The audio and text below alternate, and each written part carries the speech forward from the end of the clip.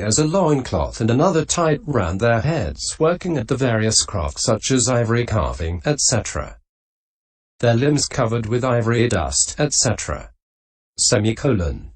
Now while he is pleased with their skill, thinking how skilled these craft masters are and what crafts they practice, he does not, however, think, oh, that I might abandon royalty and become a craftsman like that. Why not? Because of the great benefits in the majesty of kings. He leaves the craftsman behind and proceeds on his way. So too, though this meditator gives attention to that attainment as peaceful, yet there is no concern in him or reaction or attention such as I shall advert to this attainment, or I shall attain this, or I shall resolve upon the duration of it, or I shall emerge from it, or I shall review it. Section 47. As he gives attention to it as peaceful in the way already described, he reaches the ultra-subtle absorbed perception in virtue of which he is called neither percipient nor non-percipient, and it is said of him that he develops the attainment with residual formations. The attainment with residual formations is the fourth immaterial attainment whose formations have reached a state of extreme subtlety. Section 48. Now, in order to show the meaning of the kind of perception that has been reached, on account of which this jhana is called the base consisting of neither perception nor non-perception, it is said, base consisting of neither perception nor non-perception. States of consciousness or its concomitants in one who has attained a base consisting of neither perception nor non-perception, or in one who has been reborn there, or in one who is abiding in bliss there in this present life. Vibh 263. Of these, what is intended here is the states of consciousness and its concomitants in one who has attained. Section 49. The word meaning here is this: that jhana with its associated states neither has perception nor has no perception because of the absence of gross perception and the presence of subtle perception. Thus it is neither perception nor non-perception. It is neither perception nor non-perception, and it is a base ayatana because it is included in the mind-based manayatana and the mental object-based dharmayatana. Thus it is the base consisting of neither perception nor non-perception. Navasananasanayatana. Section 50. Or alternatively, the perception here is neither perception, since it is incapable of performing the decisive function of perception, nor yet non-perception, since it is present in a subtle state as a residual formation. Thus it is neither perception nor non-perception. It is neither perception nor non-perception, and it is a base in the sense of a foundation for the other states. Thus it is the base consisting of neither perception nor non-perception. And here it is not only perception that is like this, but feeling as well as neither feeling nor non-feeling. Consciousness is neither consciousness nor non-consciousness, and contact is neither contact nor non-contact, and the same description applies to the rest of the associated states. But it should be understood that this presentation is given in terms of perception. Section 51. And the meaning should be illustrated by the similes beginning with the smearing of oil on the bowl. A novice smeared a bowl with oil, it seems, and laid it aside. When it was time to drink gruel, an elder told him to bring the bowl. He said, "Venerable sir, there is oil in the bowl." But then when he was told, "Bring the oil, novice, I shall fill the oil tube," he replied, "There is no oil, venerable sir." Herein, just as there is oil is in the sense of incompatibility with the gruel because it has been poured into the bowl, and just as there is no oil is in the sense of filling the oil tube, etc. So too this perception is neither perception, since it is incapable of performing the decisive function of perception, and it is nor non-perception because it is present in a subtle form as a residual formation. Section 52. But in this context, what is perception's function? It is the perceiving of the object, and it is the production of dispassion if that attainment and its object are made the objective field of insight. but it is not able to make the function of perceiving decisive, as the heat element in tepid water is not able to make the function of burning decisive.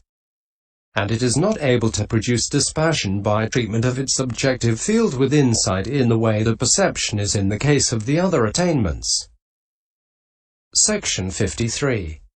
There is in fact no bhikkhu capable of reaching dispassion by comprehension of aggregates connected with the base consisting of neither perception nor non-perception unless he has already done his interpreting with other aggregates, cxx. F. and 21. And furthermore, when the Venerable Sariputta or someone very wise and naturally gifted with insight as he was is able to do so, even he has to do it by means of comprehension of groups XX.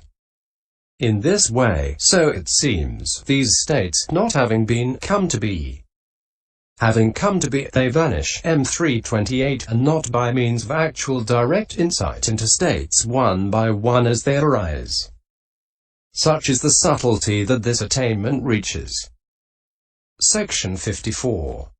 And this meaning should be illustrated by the simile of the water on the road, as it was by the simile of the oil smearing on the bowl. A novice was walking in front of an elder, it seems, who had set out on a journey.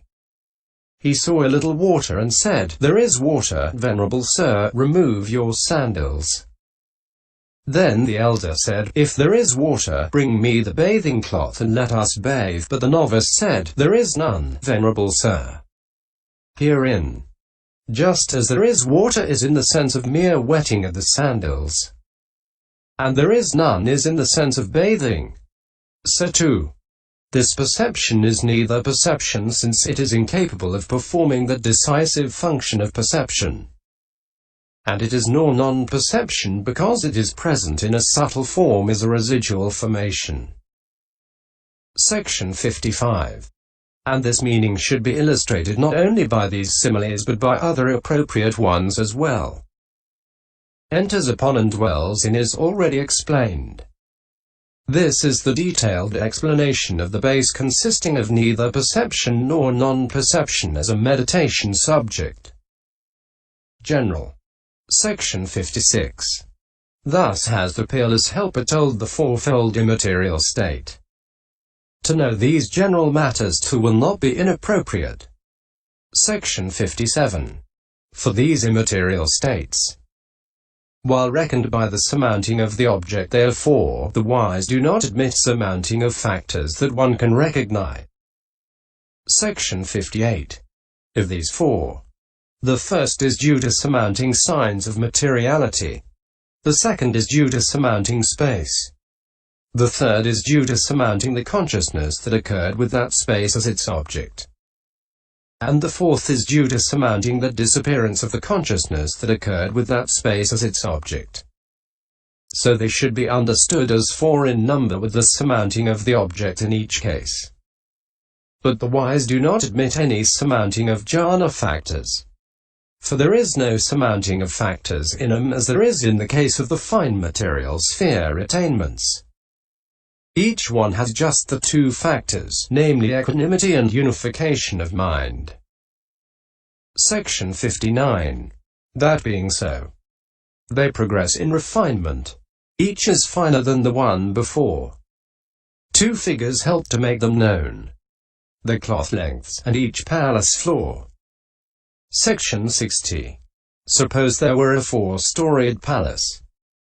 On its first floor the five objects of sense pleasure were provided in a very fine form as divine dancing, singing and music, and perfumes, scents, garlands, food, couches, clothing, etc.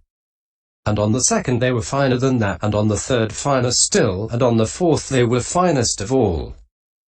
Yet they are still only palace floors, and there is no difference between them in the matter of their state, essence as palace floors. It is with the progressive refinement of the five objects of sense pleasure that each one is finer than the one below. Again, suppose there were lengths of cloth of quadruple, triple, double and single thickness, and made of thick, thin, thinner, and very thin threads spun by one woman, all the same measure in width and breadth.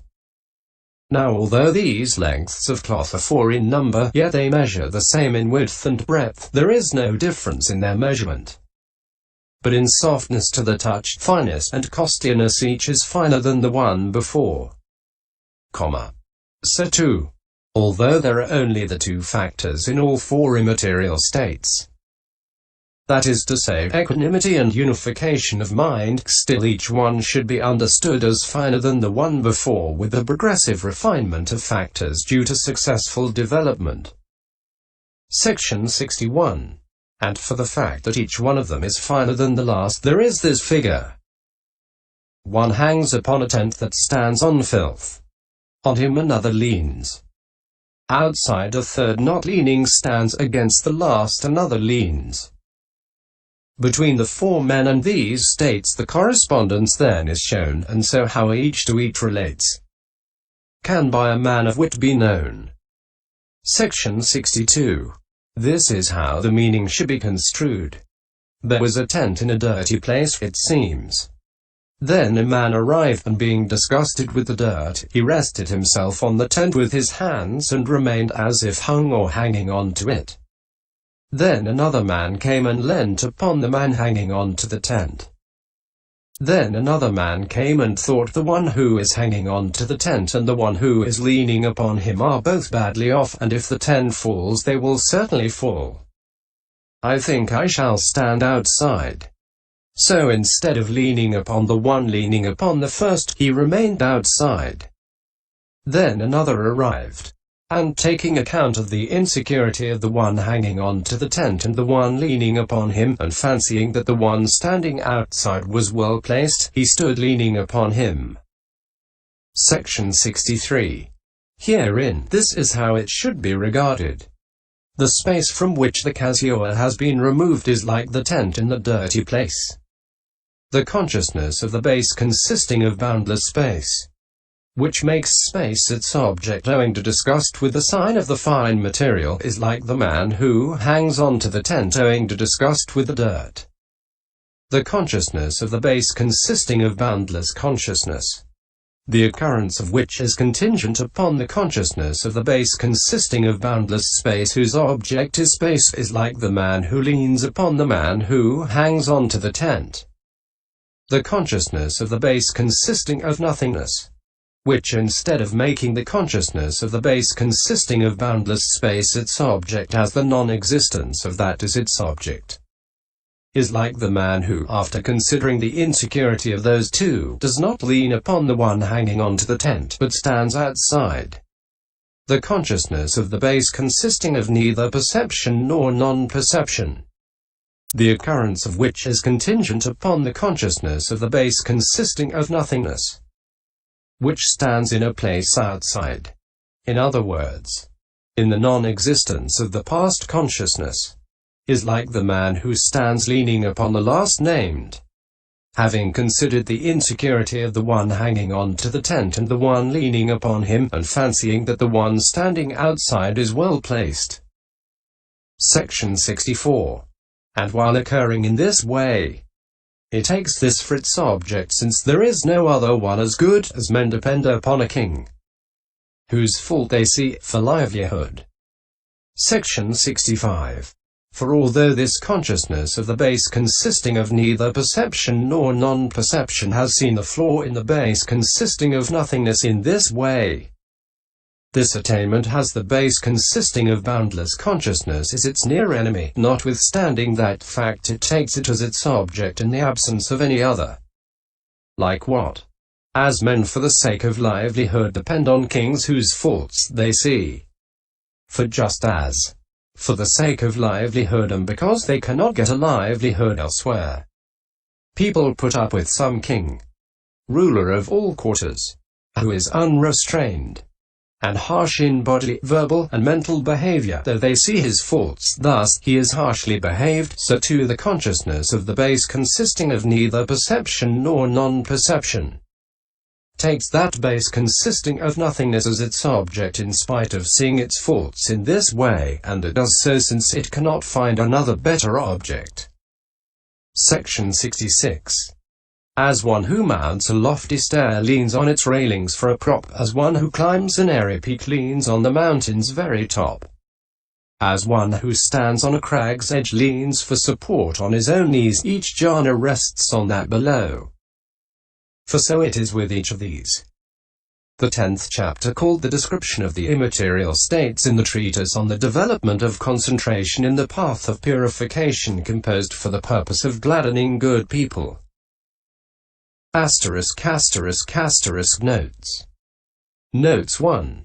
A dog, it seems, was attacked in the forest by a boar and fled. When it was dusk he saw in the distance a cauldron for boiling rice, and perceiving it as a boar, he fled in fear and terror. Again, a man who was afraid of berserker goblins saw a decapitated palm stump at night in a place that was unfamiliar to him, and perceiving it as a berserker goblin, he fell down in his fear, horror and confusion. Vibh 320. Notes 2. Ped. This ref. Reads jhana puasa for jhana pato. Taking it as one compound, see under jhana and muto. But this does not fit the context happily. Vibh p. 321 has jhana pato. Akumbamaka jinanti oguohana savakadi yani muki equals jhana muki. Pato. Iakudakadvarasa muki equals pato. I muki. Kumbi mukanti parchaki mukha sado sambandi tabo.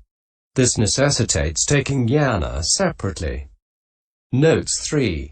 These two quotations refer respectively to the first of the 8 liberations and the first of the 8 bases of mastery. See IMMA 3255 ff. Notes 4. This explanation depends on a play on the word sana as the subjective perception and as the objective sign, signal or label perceived. Notes 5. C14. Description of perception aggregate, which is classified in the same way as the consciousness aggregate. Those referred to here are the 15 fine material kinds corresponding to nos.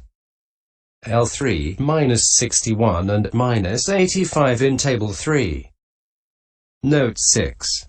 C14. F. Nos. -38 and -54 in Table 3. Note 7. A form dharma with an individual essence is delimited by rise and fall because it is produced after having not been, and because after having been it vanishes. But space is called boundless since it has neither rise nor fall because it is a dharma without individual essence. Vibh 323. Notes 8. He should not give attention to it only as boundless. Instead of developing it thus, he should give attention to it as boundless consciousness, or as consciousness. Vibh 324. Notes 9.